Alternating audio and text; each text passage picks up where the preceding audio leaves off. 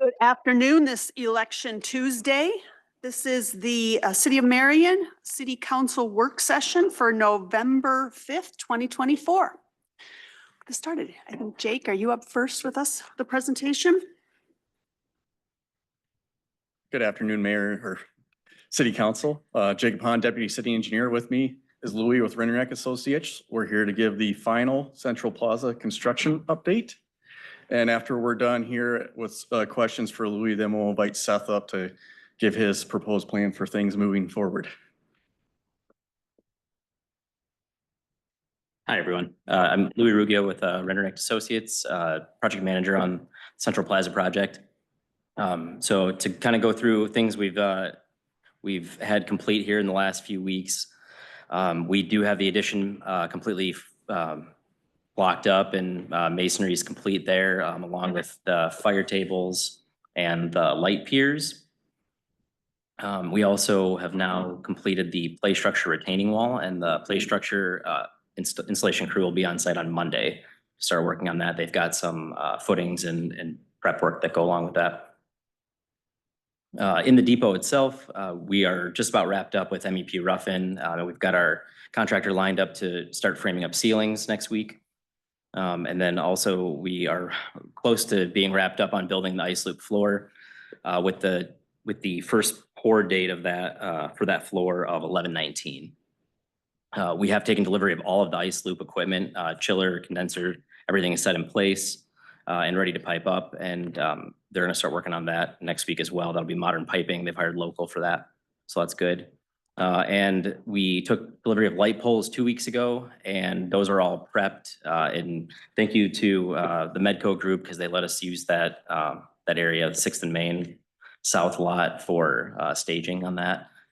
But those are all ready to go, and those are actually all going to be set on Saturday. So that'll be all the light poles around the ice loop, and then the 340 footers are all that are left to set. Ongoing, we've got about 35% of site paving complete. We'll have one more pour this week. We will also have our stream feature pour hopefully on Friday. We've got everything ready for that. It's all roughed in, because then that gets pavers on top of that. And then the ice loop floor install is ongoing. And then as of last Friday, we've rerouted our construction fence along 7th Ave for the peace tree setup. It's pretty swampy out there right now, but eventually that spot's carved out for the tree. Upcoming, they have started installing the curtain wall system at the depot, and so all that glass should be in early next week, and they'll get that installed. I believe they've got 5 openings of the curtain wall system in so far. And then we will also be sheathing the roof. The truss work is complete now. And that mechanical MEP install. So starting to pipe up everything to the chiller and out to the condenser there. Final items, we touched on the play structure already, which that'll start next Monday and likely go a little longer than a week. That's a contractor coming in from the St. Louis area. And then site pavers, we have the first pour of paver base down.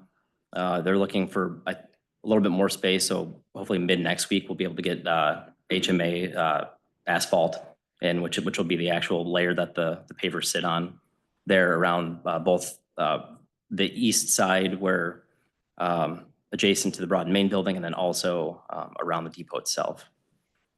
And then we are currently with our ice loop pours occurring middle of November through the beginning of December.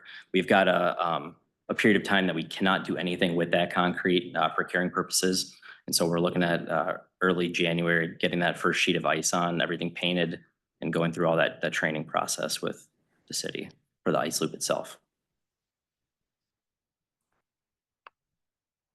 Great.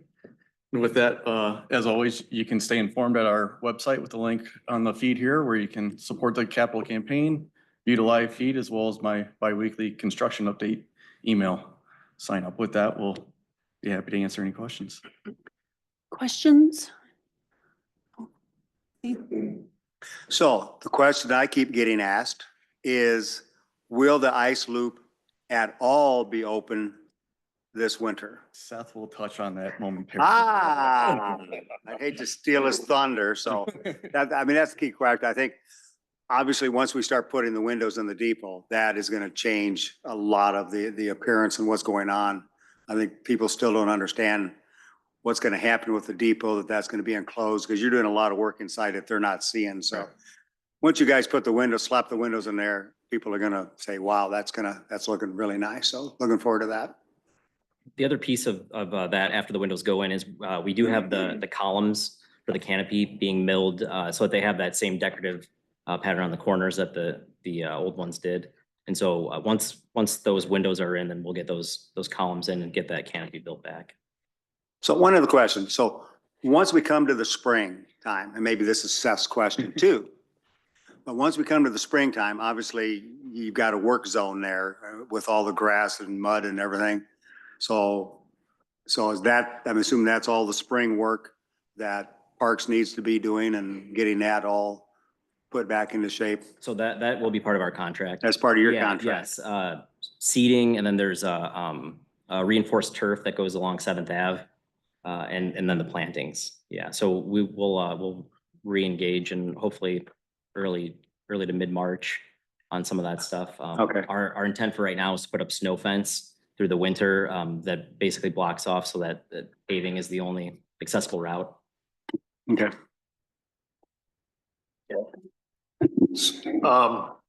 Louis, first off, I want to just, I guess, say congratulations because the chiller equipment is on site It is. and ready to be plumbed in. Yep. And that initial work to make that system operable, I think last time you were here, I expressed just a concern about, that's the critical hunk of equipment that's really meaningful to the whole upgrade of the plaza.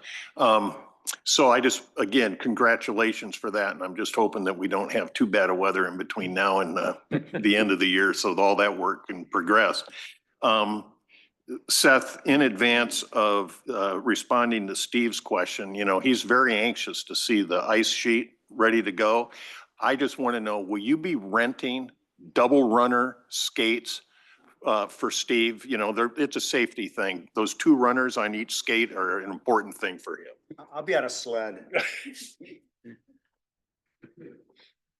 Thanks. Any other questions? For Seth, okay. I'll toss it to Seth then. So following the construction project, we're gonna have a transition period where it's gonna be, one, I want to discuss a little bit about the holiday lights and what we're doing this year for the holiday lights. So we are gonna be decorating, we're currently decorating the roundabouts and the uptown streetscape, the Artway and the North Plaza area, much like what we've done in the years past. The thing that will be different will be City Square Park, in which we're not going to have the trees within the park lit up this year, since it's still going to be a construction site. But we will be putting the holiday tree in the park, and there's going to be a carved out area. It's actually going to be, right now we have a section over here for the tree. So we talked about both locations, but it's going to be near the electrical that we have power for. We were planning on starting that installation on Monday, but the weather had other plans for us. So we will be putting that tree up here in the next couple weeks. We will be doing 30 feet of the tree, not the full 38. And then next year, when we have the full operation of the plaza, we'll be installing the tree in its new location in the middle of the ice loop. And this is a map too of the Christmas in the park. As you see, we are not doing things in the park, but sticking to the North Plaza and the streetscape. And then obviously we'll have the staging area for the horses at the old library lot for that event.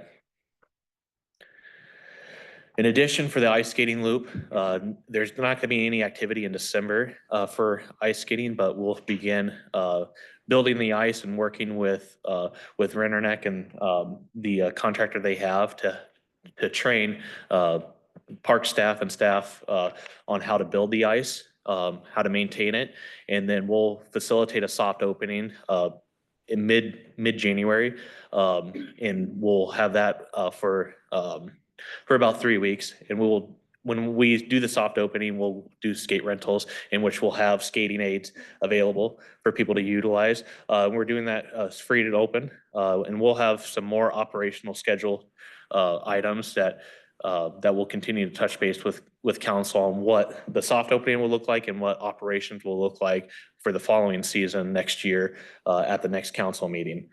And then for the ribbon cutting event, we do not have a scheduled date at this time, but we will have one before the end of the week. And we're looking at around springtime following the installation of the artwork and the grass seeding and plantings. So any questions? Question. Good. You answered the other question I had, but you said the grass seeding, so everything's gonna be seeded, there's no sod getting put down. There's no sod. We will have an irrigation system to help with Okay. if there is a lack of moisture, so. Any other questions? In here. Okay, thanks, Seth. Thank you.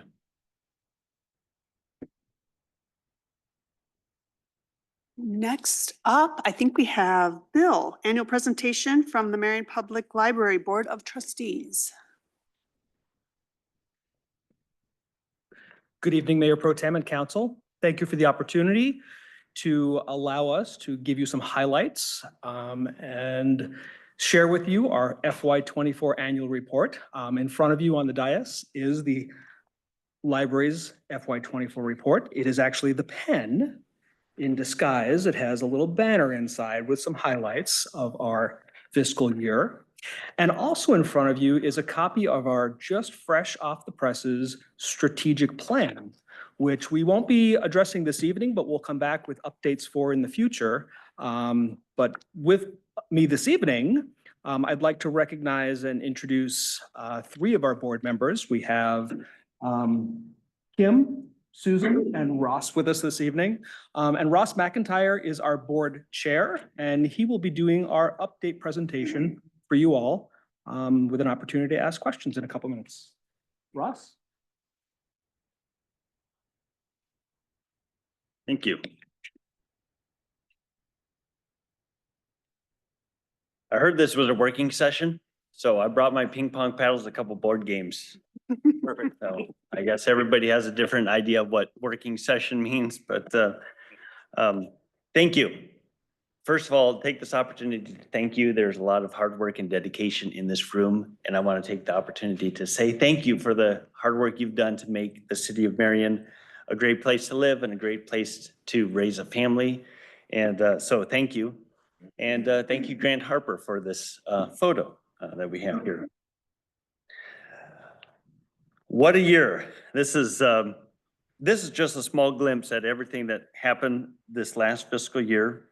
And these are pictures of the dynamic programming that we have for all ages, celebrating our grand opening, partnering with city departments, investing in our future, and more. It has been a great year for the library. It feels to me like the library has really begun to just come into its own. It is embracing its place as a center of the community. There is a sense of teamwork and a team sense there that fosters the innovation and productivity to make great things happen at the library. And there have been no large natural disasters or pandemics that we've noticed. So everything is going pretty good this year. And very great things happen because of very careful management and skilled leadership. And that makes me very excited to see what can happen in this following year. So these are a few pictures of some special moments that make a very special year last year. Okay, this is the library doing what a library does. Nearly 4,000 new library cards. That's over 10% of the population of Marion. And that's over 10 per day of the year in average. And we're not even open every day of the year. Nearly 180 library visits from homeschoolers to professionals, retirees, to public school students, parents with small children, college-age students. Everybody kind of finds a place there. Over 61,000 program attendees. This shows very good discernment about which programs are doing real well, which ones need a little adjustment. And these are programs for all ages, kids, teens, adults, seniors, everything. And just over 1,200 volunteer hours from dedicated, helpful people who believe in the library's mission and believe in helping the library to reach higher. 391,000 physical items circulated. 642 meeting room reservations. These are private room bookings, not library programs. And it has been great to see how much these rooms are getting used by groups of one type or another. 114 free notary appointments. It would have been one more, but something came up for me, but something came up at the last minute, so I had to go elsewhere. But and 7,500 room reservations. And that again is a significant number because that's over 20 per day reservations of the library. And I'm not there all the time, but when I do go into the library, almost without fail, I see 4 or 5 of those rooms occupied and being used by the residents of Marion. So it's just a wonderful thing. Some new things at the library for this year. The e-assist bicycles.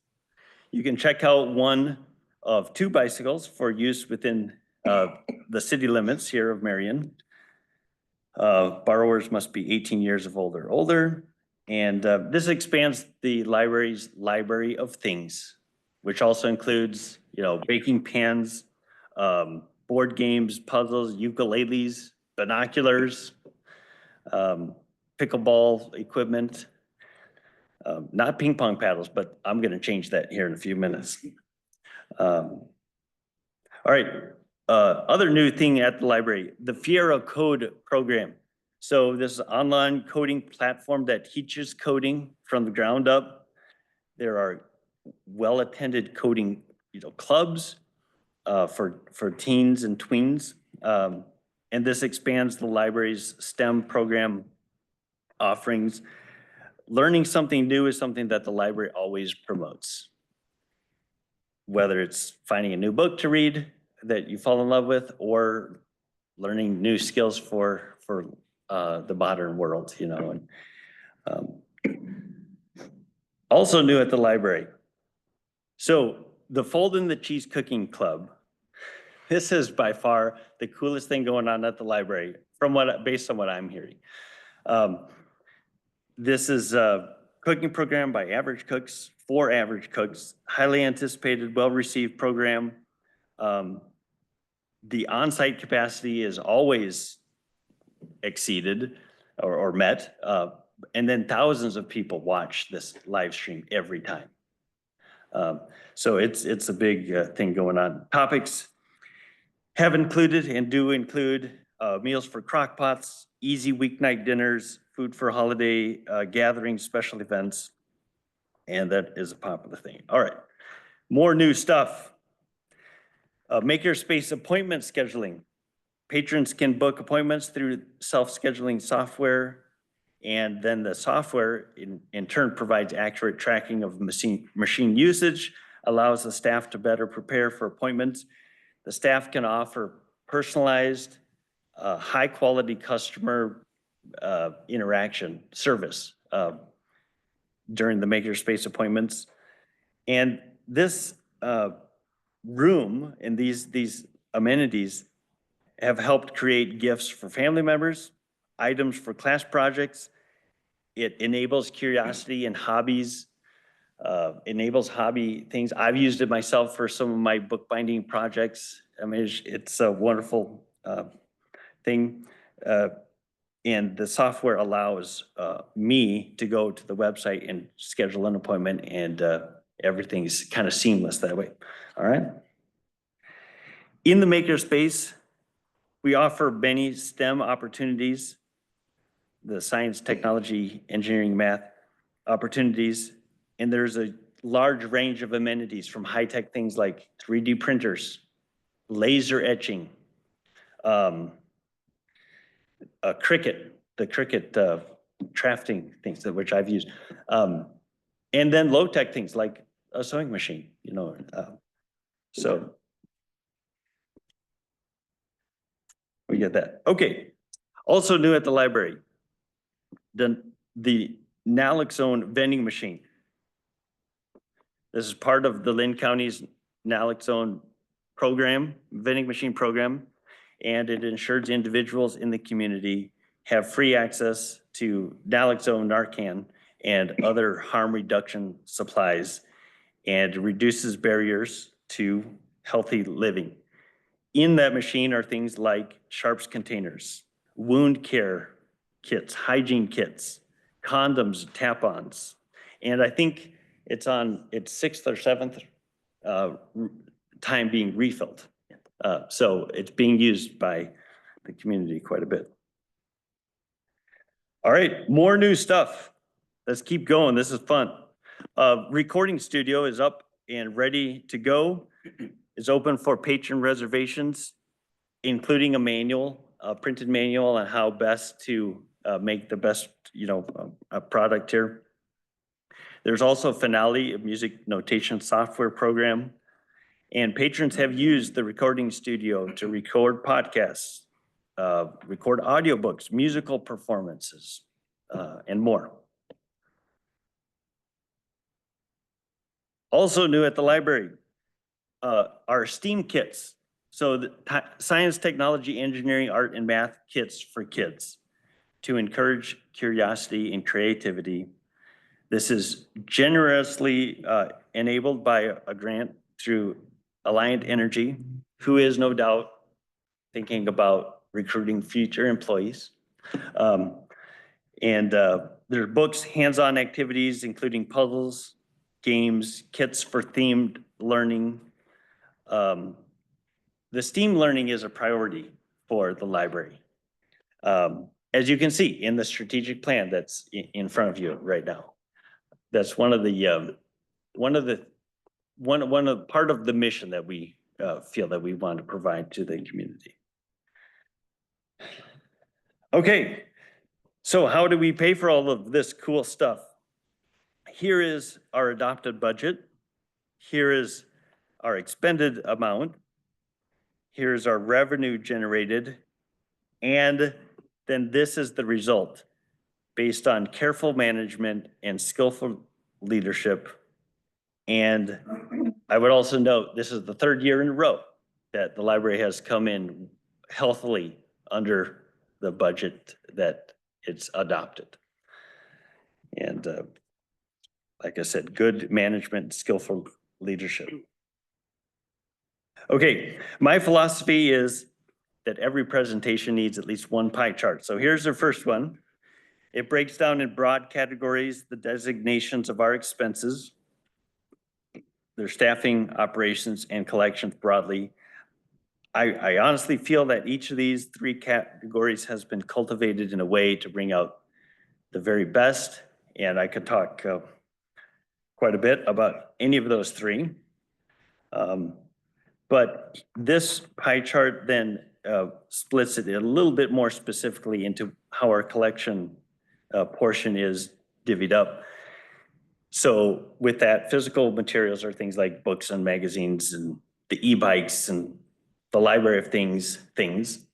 Downloadable materials are things like ebooks, electronic resources, and then other is a category designated by the State Library of Iowa, and things like reference databases such as Ancestry.com, resources like LinkedIn Learning, EBSCO, and BrainFuse, which is kind of a online tutoring, job placement, personalized help with developing a resume, and those kinds of things. So this has been a great year. I think reflects some very good teamwork on the part of the staff.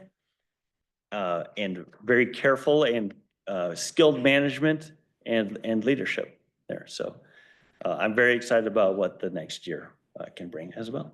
All right. Thank you. Any questions on that? Questions? Go. Yeah. I don't have any questions, but I just have a comment. When people talk to me, not just residents talk to me about Marion, but people from all over the community, one of the first things they bring up is you guys have an amazing library. And I'm a two of the things that I just personally believe in, that libraries should be for.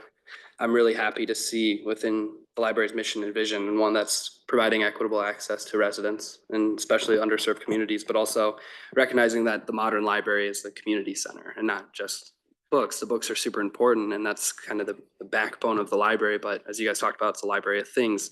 People are enjoying the programming. And I like being able to see that mission and that vision. It's very obvious that those are within all of these objective items on the strategic plan. And so I just want to say that, yeah, thank you to you and the board. Thank you to Bill and your amazing staff, because I think residents, not just in Marion, but from the whole metro area, see that work and in that direction. And for me, I personally think it's just going in a really positive direction, seeing the strategic plan. I'm excited to see what you guys continue to do. Thank you for saying that. I appreciate that. So when we have city council hours there, when we talk to people coming in, we notice at times there's people obviously from Hiawatha, Cedar Rapids.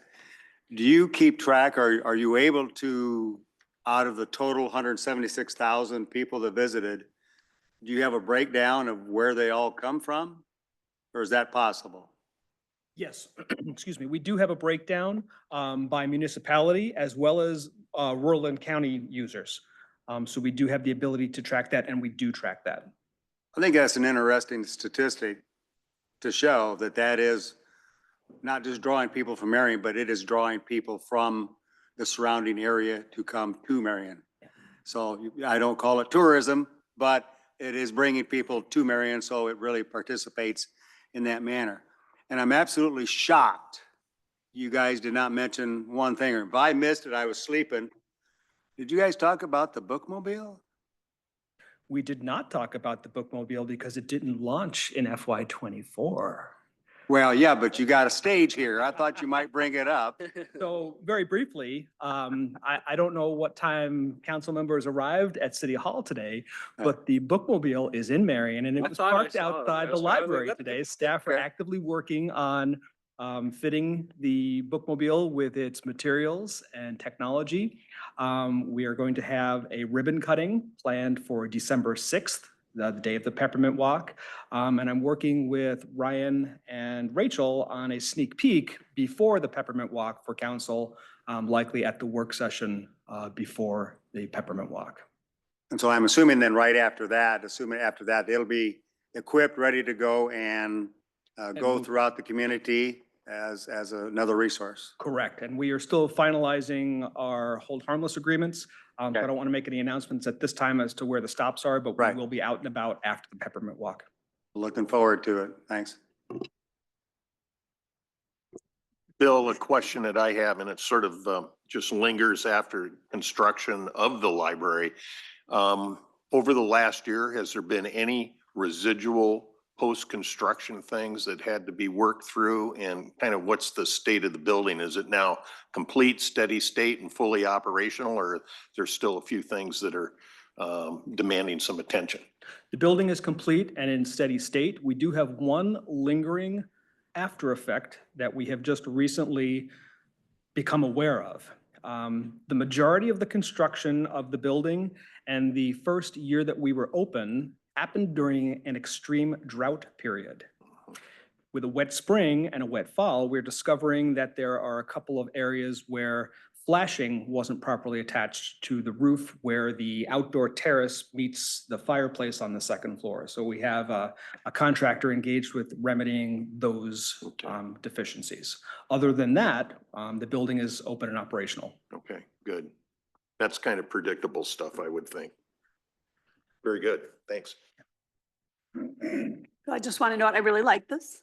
I like the quick points of the numbers. I'm just curious, since I look on your quick sheets, and when you look at this, for example, library visitors, are those people who actually had to check something out to be considered a visitor, or how are you gauging visitors? When I see the people, like say, when we're doing office hours or I'm there for events, you see a lot of people wandering in and out, and like this number doesn't surprise me. In fact, I guessed it could have been even higher. So I was just kind of curious how you estimate that number. Would you like to answer?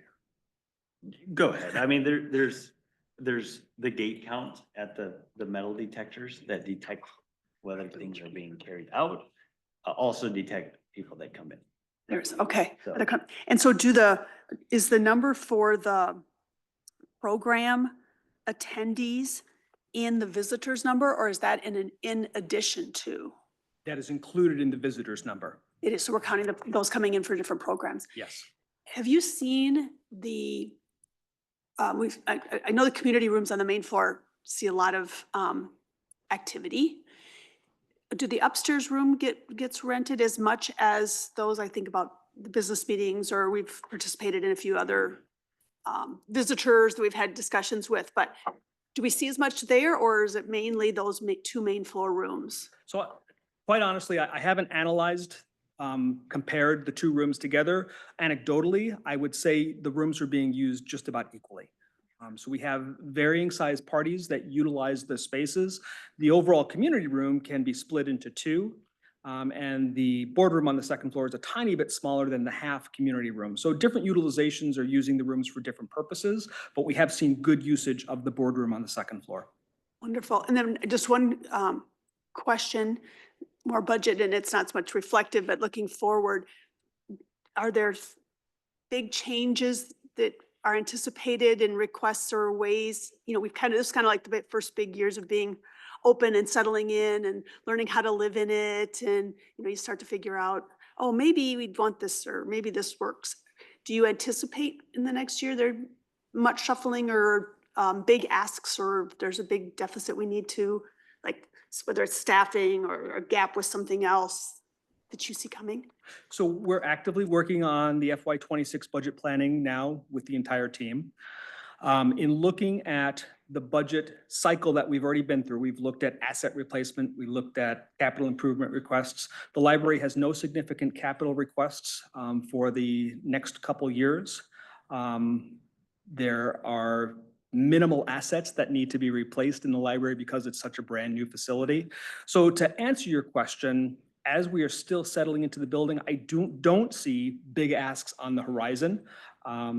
But again, we're still working through the budget process. Understand. All right, anybody think of anything else? Oh, yeah. I just wanted to just echo again, everybody else, congratulations to you, the board, all of the members, all of the hard work. Seems like we've come a long ways from standing in water in the basement, doors that didn't close, waters that were running down the walls. Seems like that's been 100 years ago. So congratulations to everybody. It is a fantastic facility. As we all are out and about in the community and even the communities around us, there's still a lot of excitement and talk about our local library and the benefits, the services, and like Gabe said, always making it more of a community center and a major hub to our community versus the traditional books and shelves. So congratulations, and we all look forward to the next layers of excitement of things that'll be rolling out here in the near future. So thank you. Thank you. Thanks. Do you have anything as I turn this back to you? Otherwise, we're moving on to item 3. Thank you.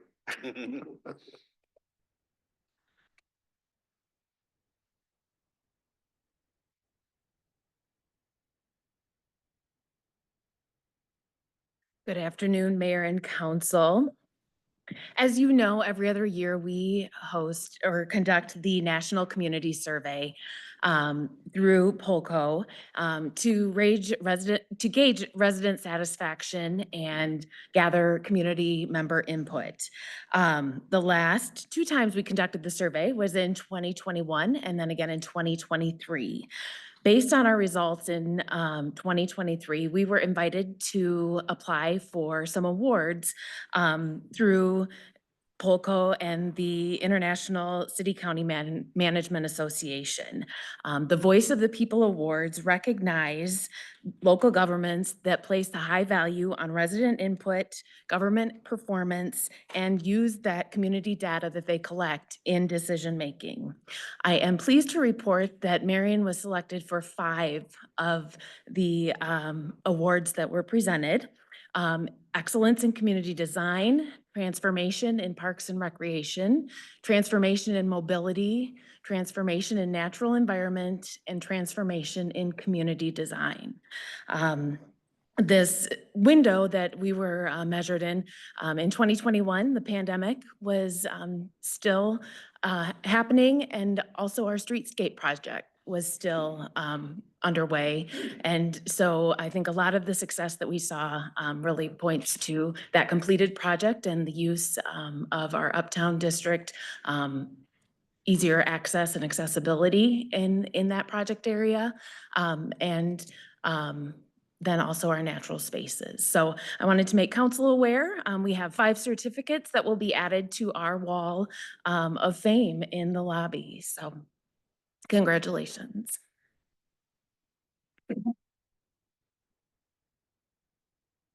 Was that it, Amber? Yes. Any questions for Amber or any comments? Thank you for leading that survey over the years, and it's been very helpful for us and given us a lot of good feedback, first of all, from the residents, but also just helped us to gauge our progress, and appreciate all your work on that. And this is just icing on the cake to have these awards, so thank you. Absolutely. I also have. Congratulations to everyone, the whole team. Thank you. Go ahead.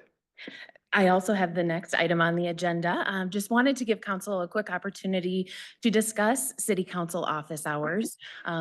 You all go above and beyond and make yourselves available to residents in a number of ways. And that includes weekly office hours in the summertime at Tobby Park. And then over the winter months, we move into the community center, the Marion Public Library. Just for scheduling purposes, wanted to, now that we're at the start of November, wanted to propose giving you a little break in between each sequence and take October off and April off, but then continue that weekly presence at both of those locations throughout the year. Are you looking for any direction on that, or just, are you just? I'm throwing out a recommendation. Oh, okay. Interested in your feedback if there's strong feelings otherwise. From my perspective, I think it's fine to have a couple breaks like that. I do appreciate the council continuing to support those weekly office hours. I think we get a lot out of them with the interaction from residents and being able to even if it's just one person that shows up, what that says to the community is that we are there and available. And I know that we're accessible on email and lots of other ways, but that's a visual perception that people have when they see us there. They see the table that says something to the community that we're accessible, and the goodwill that we earn from that, not only in Marion but in the region. Whenever I tell people we do office hours weekly, it's invariably the reaction is very impressed that our public figures are willing to do that and take the time.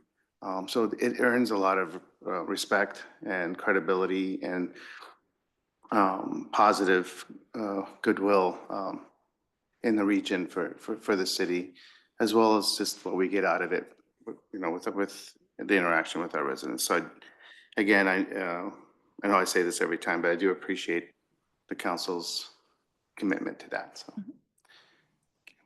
anyone else have anything contrary or other ideas or thoughts? Go ahead. Amber, I think I expressed to you here in the last couple of months an idea of having, 2 or 3 of us there at a designated time in the month, make it kind of an event, if you will. But after looking at everything that's on our horizon, all of the things that we'll be undertaking in the next calendar year, the critical issues that are going to be before the community. I kind of backed off of that notion, and I think just having us there as often as we can be there each and every week throughout the winter, even as the mayor said, even if we only talk to one person, that's one person we would have missed. And so being 5 years old, I can change my mind. And I just wanted to share that I've had a change of perspective on that, but it's really given from the standpoint of being postured to be responsive to the inquiries of our community. So. Go ahead, Gage. Yeah, I echo everything that Mayor and Councilmember Harper said. The only thing I would add that I think is like a really important interaction from my time doing this now is if people have an issue or a question and they're really set on finding us, they're able to do that at any time, email, phone call. But the people that we catch at these that I think is really important are the people walking by at the farmer's market or coming to the library, and you can see it on their face where they're like they have a question all of a sudden that pops in their head, but they're not there to see us necessarily, but then they come back and they actually do ask that question that they might not have asked in any other, they would have maybe gone the extra effort to send a long email or a phone call. So I'm totally fine with the couple of months off, and I'm glad, I'm just also saying that I'm glad that we do this, and I wish more city councils around Iowa and around the region did this as well, because I think it's a really important tool. And from a selfish perspective, whenever I'm there with another council member, it's kind of fun to just have that time to interact and socialize with each other and, just talk about whatever with each other. So it's that time also is time well spent and worthwhile. So go ahead. I agree. I do like taking those two off. Because I enjoy the times there, but I think like in the summer especially, even if it's October even, is the one off. Only because it's not like it's just one office hour at Talby Park, because sometimes I'm at Lau Park every Saturday in the summer. One of my colleagues is at Talby Park. One of my colleagues might be at the market at the same time. So some of them, there's 3 or 4 of us at different locations on the same Saturday. And so I think sometimes when we get to October, it's okay to take a little bit of a break, but I do appreciate, I really appreciate our time at the library. I agree with Gage. I think we get a lot of conversations with people who don't want to pick up the phone and talk, but when they see you there, they just ask that random question that they don't feel comfortable calling in about. So I value them. So I'm glad we're continuing them, and I think I've done my signups for few of the months coming up here, not as far out. So thank you for setting all of that up and making sure there's always materials there. And it's always the goodie bag to open up and figure out what Amber has supplied to be the giveaways of the Saturday. So, and no suckers anymore at the library, right, Bill? Yeah. Anyone else? Oh, go ahead. I'd like to echo, like, when you said that it was nice when there's multiple of us at one location. And we've been doing this a long time now, and that used to be very common that there was always 2 of us at the library every Saturday morning. And I don't know if is it still set up where 2 people can sign up for the same time, or is it only 1? I think I've limited it to 1, just that's who I coordinate the tote Sure, with. sure. When there's a pickup, but now with the library, I could certainly add a second one if you'd like. Just a thought. I don't know if Yeah. we need it on there, or if just Yeah. people just show up. Sometimes we and- had 3 people, Sometimes there would be 4. I'm like, oh, one of us got to leave. So Yeah. that happened a few times back in the day. Anyway, that's all. Thanks for all that you do with that too, Amber. Appreciate it. You Thank have what you you. need? I Okay. do. Thanks, Amber. Thank you.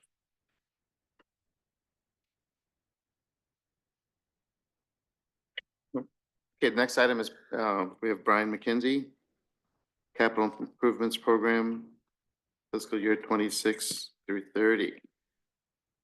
Good evening. So this is our first touch point with the CIP for fiscal year in the fiscal year 26 budget process. So this so the plan does cover the fiscal years from 26 through fiscal year 2030.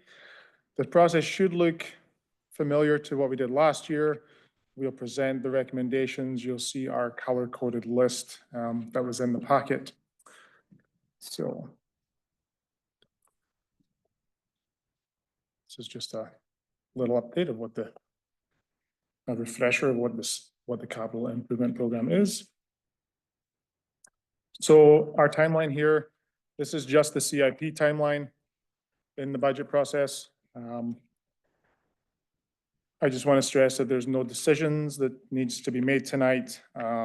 We'll be presenting the staff recommendation here at this meeting, and then you'll have 6 weeks to dig in, digest the information, and then we'll come back with a discussion on December 17th. So then finance, in conjunction with the city manager's office and our ELT, will formulate the draft plan, and then we'll also work with DA Davidson on our modeling. And then also council will have another opportunity at the budget work session in January to weigh in again before formal adoption in the March-April timeline of 2025.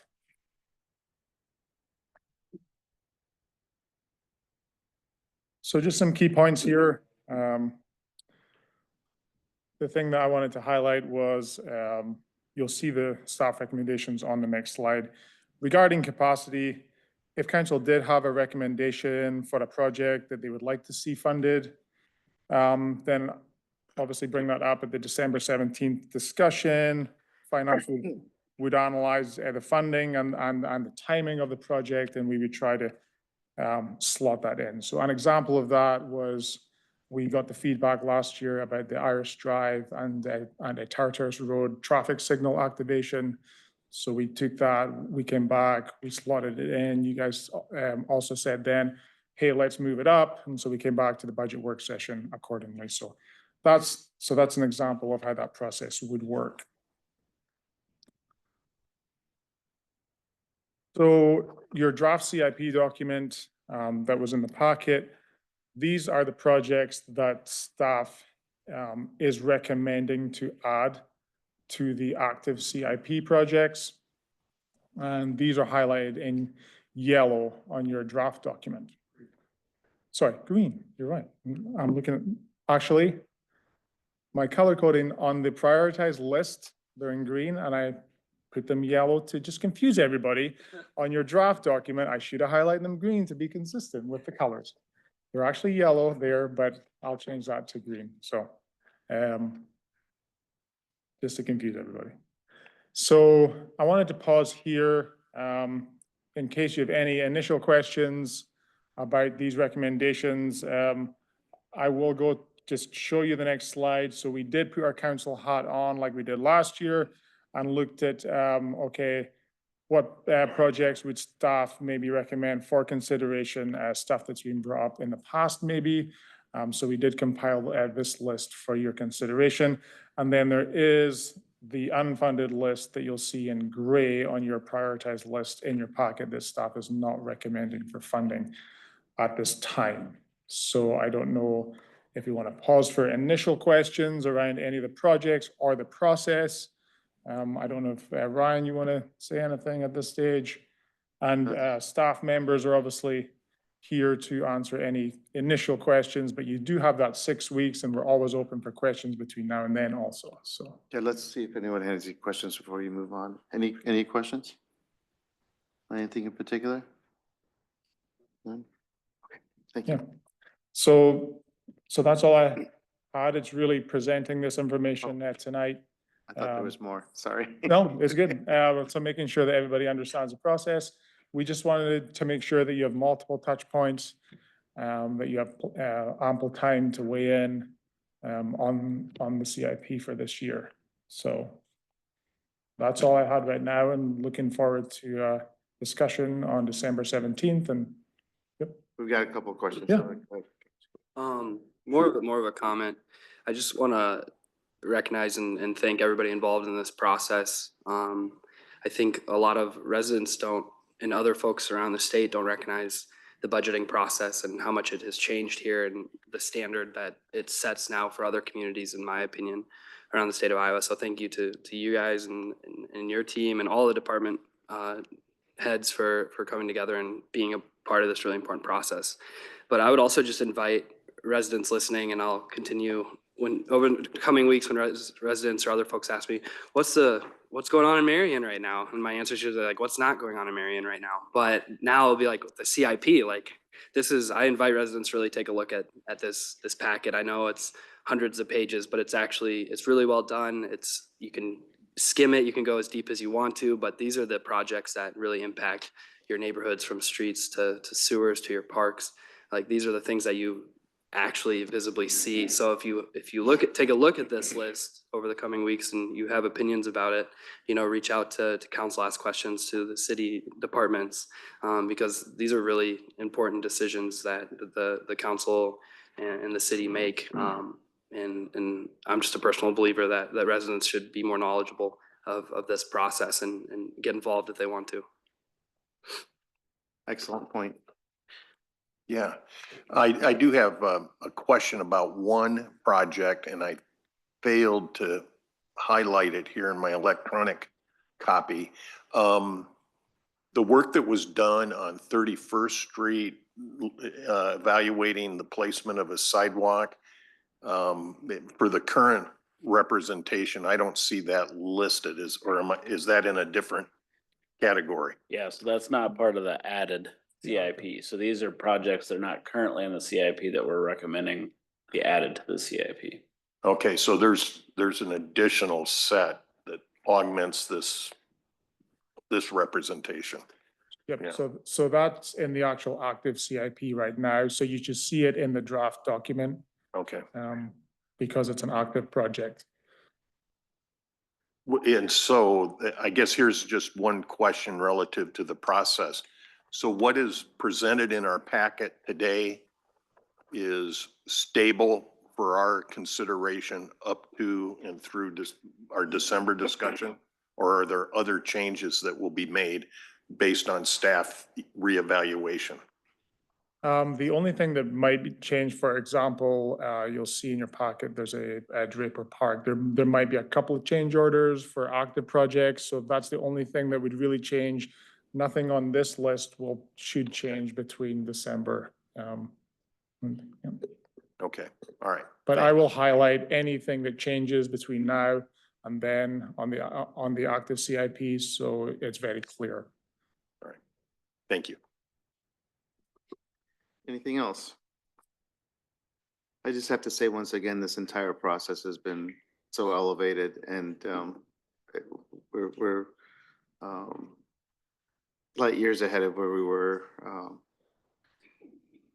a decade ago. And just want to commend everyone, the whole team, for this methodical, thoughtful way of taking care of our business, and the manner in which it's presented to us, so that it's in consumable segments so that we can understand it. And I just feel like we all know where we're going a lot more clearly than we used to. So thank you so much. Thank you. Yeah.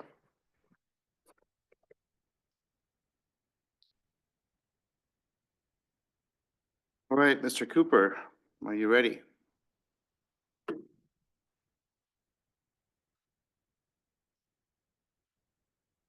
Good evening, Mayor and Council. I'm Steve Cooper, Marion Stormwater Coordinator. I'm going to give you an update on our Stormwater Master Plan, which we just kicked off recently a couple weeks ago. So what is a Stormwater Master Plan? It's pretty much what it sounds like. It's a comprehensive plan for what happens when it rains. When we get rain like we did today, where are our trouble spots? Where's the rain going to go where we don't have enough storm sewers or infrastructure? Where is our infrastructure not doing what it's supposed to be doing? Where do we not have infrastructure where we should have infrastructure? What might it cost to get all that stuff to do what it's supposed to do? So that's what a Stormwater Master Plan is. It's similar to the recently completed Sanitary Master Plan that we did. That's the Sanitary Master Plan is for the dirty water, the sewage water. This is for the rainwater that falls out of the sky. HDR is the selected consultant for this, along with Anderson Bogert. HDR was also the company that we went with for the Sanitary Master Plan, so they know our city pretty well. So the timeline and schedule here is there's task 100, which is project management. That's pretty much ongoing throughout the whole project. We are currently in task 200, public outreach. There's going to be a detention basin maintenance assessment to see all of our detention basins, our post-construction stormwater best management practices.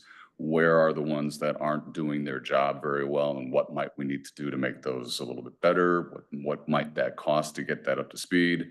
We're also in task 400, hydraulic modeling. I'm going to show some pictures of that in a couple of slides here. Future project or future tasks are capital improvements programs and what do we have to do? Where do we have to do it? What do we have to do? And potentially what it's going to cost. There's going to be an operations and maintenance plan for public works so that we know where the trouble spots are. Where do we need to send crews at different times to make sure that things are working the way they're supposed to? We are going to have a stormwater utility rate study. DA Davidson will get involved so that all of the information, what are the costs for this? How do we generate revenue to make sure that we've got enough money to pay for what we need to do? And then finally, we'll have the reporting for the whole thing. The current tasks are public education and outreach. We're going to have 3 workshops. We're still trying to figure out if we're going to have workshops in person, maybe online.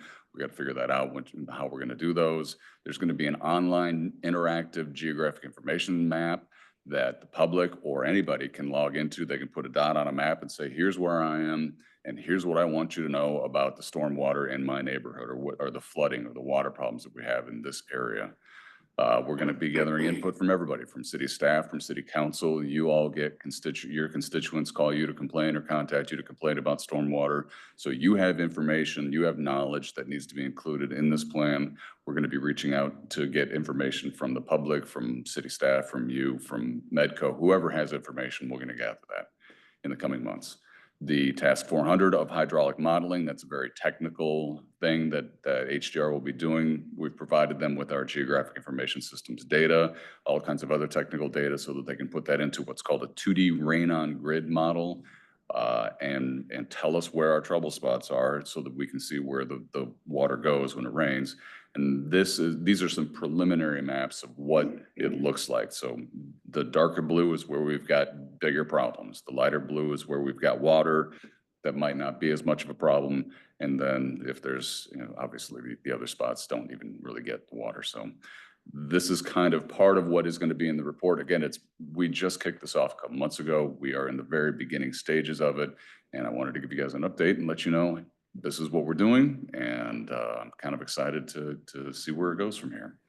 So from there, do you have any questions? Do you have any thoughts? Do you have any input? Anything you want to say to us about what happened today with all the rain?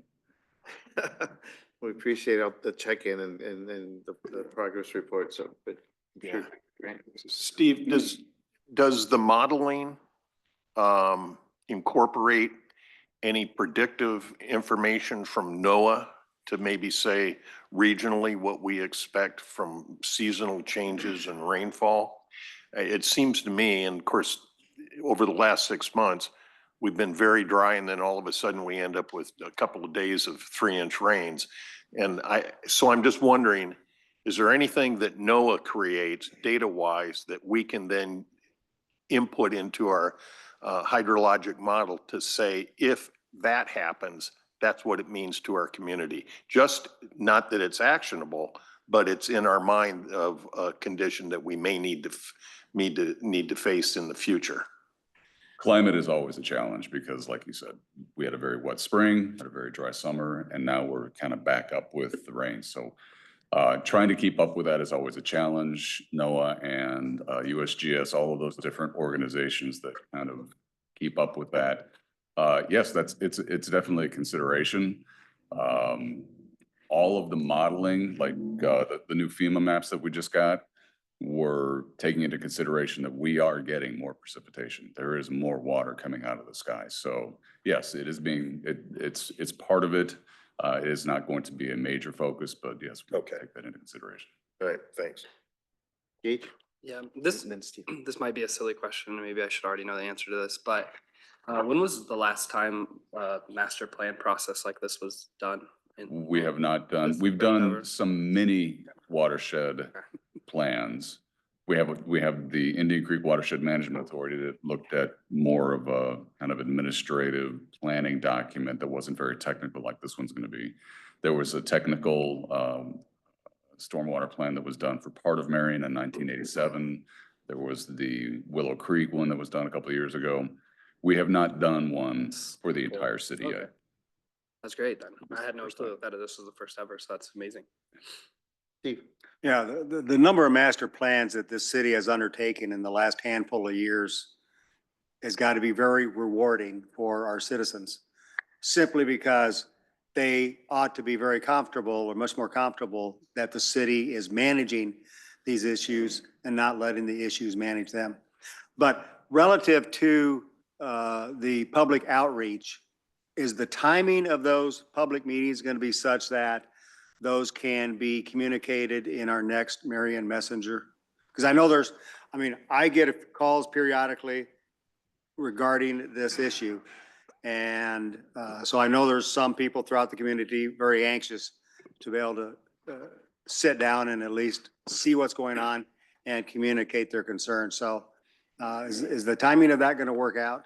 Yes, we will involve Amber Okay. in this to make sure that when we have these planned, that there will be press releases. It won't just be, hopefully it will time out well with the Marion Messenger. That's what I was hoping for. We've got lots of other ways to get the word out as well. Okay, all right, great. Thanks, Steve. Anyone else? Thank you. Thank you very much. Great work. Next item is our review of the upcoming agenda. The first item marked on the agenda is A8 on the second page. Are there any questions on any items prior to A8?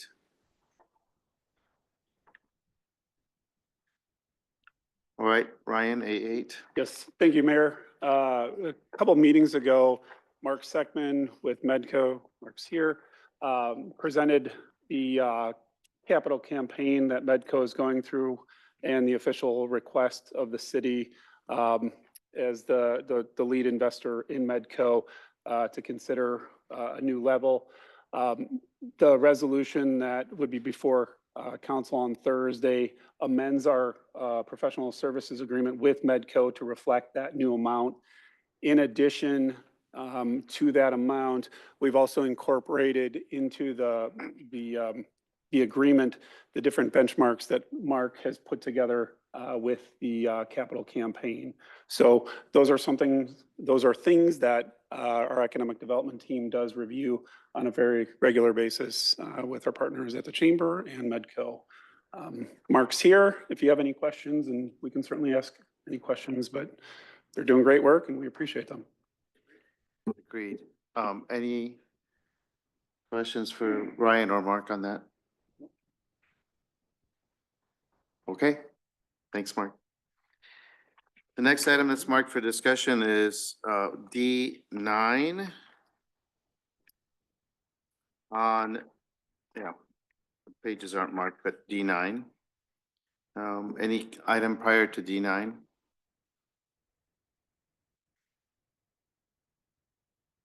Okay, we'll go with D9, Mr. Barkalow. Yeah, so this is a contract amendment with Schneider and Associates. So with the $7 million that we got as CPF funding, it took it from a local project to a federal project. So there's more hoops that we have to jump through, more processes. And so that's what this extra money is for. Being election day, we just want to call out no one in particular, but we do want to thank our partners at the federal level that are helping us navigate through that system of going again from a local let project to now a federally project. And so that just adds more complexity to it. There's additional steps, additional review that has to occur with that. So we just want to thank them for partnering with us to help us move this project forward. What's the timeline extension? The timeline extension is just because it, obviously when it was going to be let with our funds only, that takes a much shorter time frame. When you start adding NEPA and different federal requirements, that takes more time. It So, extends the timeline. yep. Okay. Any questions for Mike? And so the additional 222,800, is that budgeted or? So that it is in the, it wasn't originally planned for, but when we got $7 million in order for us to adjust to be able to do that, we have to move some money around to make it happen. Okay. Any questions? All right, you have the next item, which is D11, Mike? Yep, so this was a grant that we put in for, so 76,340 was the max amount based on our population to the ECBG. And so we did apply for that. And basically what we're gonna do is all of our black fancy poles that have our banners on them, we're gonna go in there and change out the high pressure sodium lights to LED lights. So not only is it being more efficient, but we're also using less electricity. Let's change the bulbs less often, so we're not up there as often. But as part of that grant process, we have to have an official city policy. So this is adopting said policy that's saying that as we move forward, we're gonna use LED lights on our black fancy poles instead of high pressure sodium, which we've already changed in SUDAS. So it's just checking another box that's required in order to get the $76,000. And how, I mean, is it very likely, once, if we adopt this policy, that we're gonna get the grant, or is there? So the grant has been applied for. Right now it is in their hands, waiting for us to know if we get the money or not. I see. So the end of the month was the deadline. So we met that and we're currently in holding pattern waiting. Okay. All right. Questions? Thanks, Mike. The next item is under the regular agenda, A2. Any item prior to A2?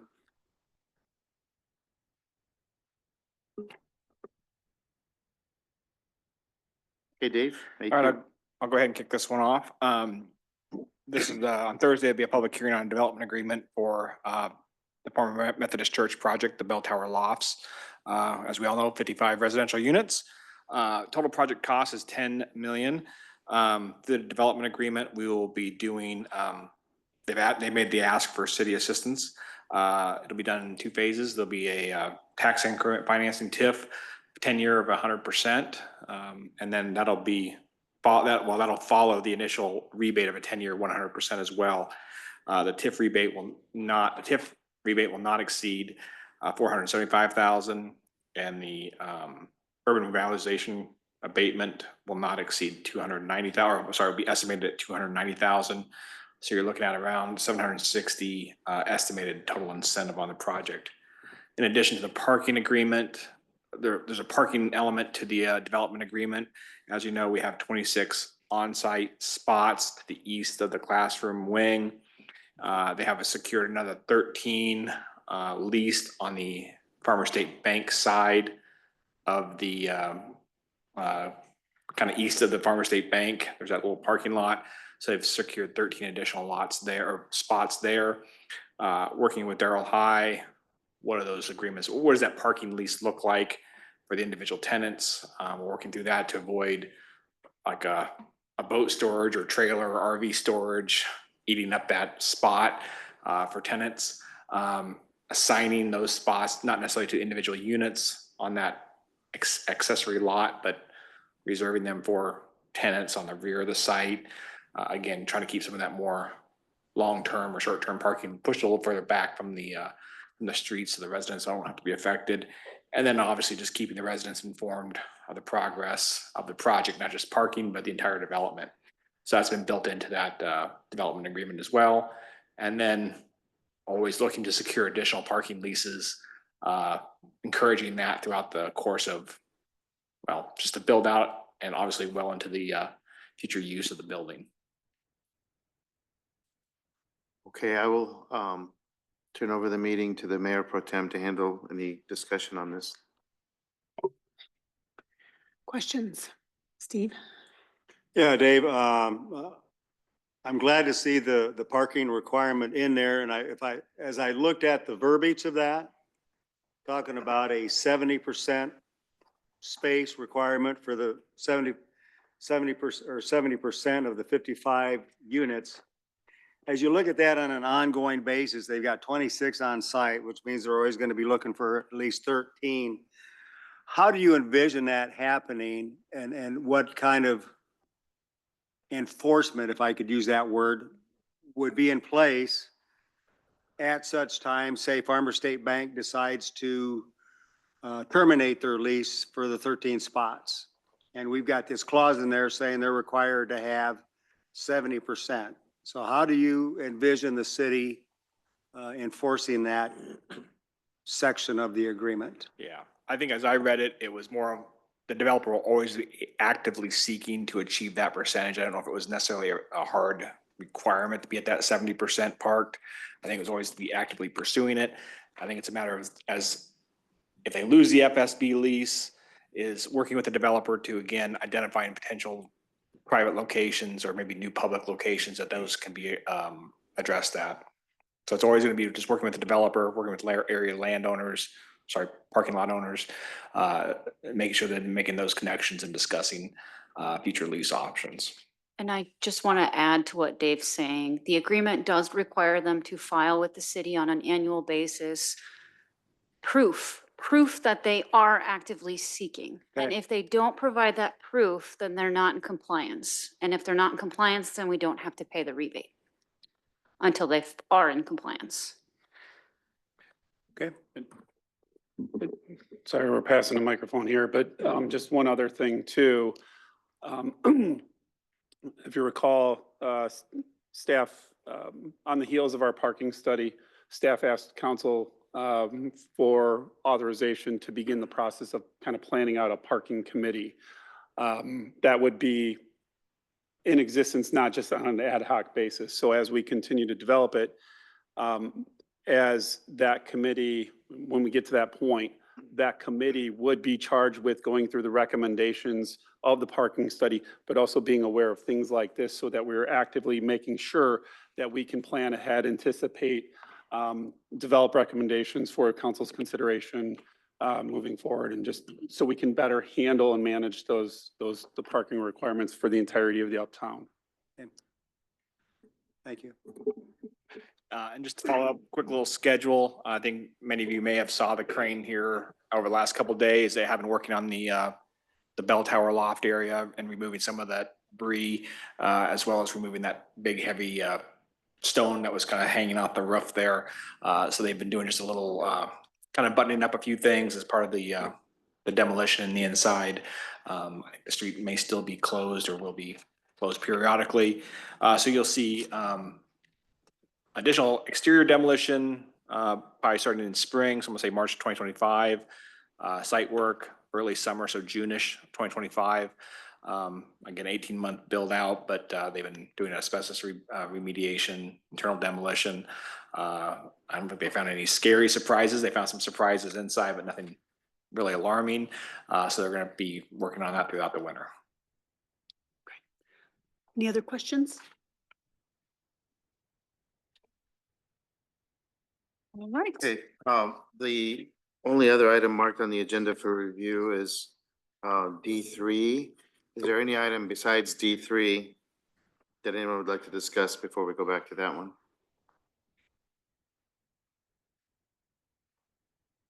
All right, Mr. Barkwell.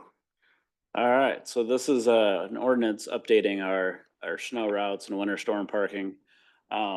So this, we're looking at it, new administration, the new way of doing things out there with our new plows.